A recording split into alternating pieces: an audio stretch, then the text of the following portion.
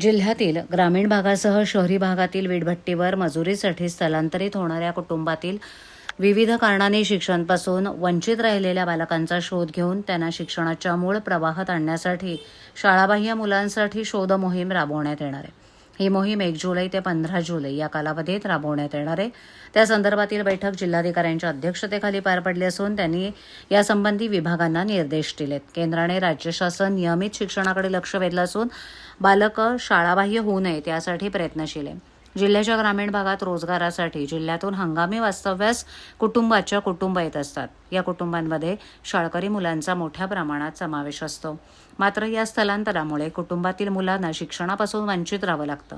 यामध्ये 6 ते 14 वयोगटातील प्रत्येक बालकाला शाळेच्या पटावर नोंदविले जाणं, बालकांनी नियमित शाळेत येणं आणि त्याला दर्जेदार शिक्षण मिळणं हा हक्क प्राप्त झालाय.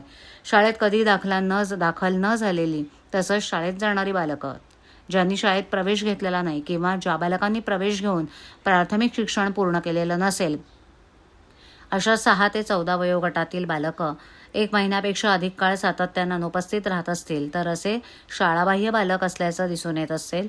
याची दखल घेत शासनाच्या माध्यमातून शाळाबाह्य मुलांचा शोध घेण्यासाठी आणि त्यांना शिक्षणाच्या मूळ प्रवाहात आणण्यासाठी ही मोहीम हाती घेण्यात आली आहे. ही मोहीम 1 जुलै ते 15 जुलैमध्ये राबवण्यात येणार आहे. शाळाबाह्य मुलांमध्ये ठाणे जिल्ह्यातील विविध भागात या मुलांचा शोध घेण्याची मोहीम मागील वर्षी राबवण्यात आली. या मोहिमेत 578 शाळाबाह्य मुलं आढळून आली.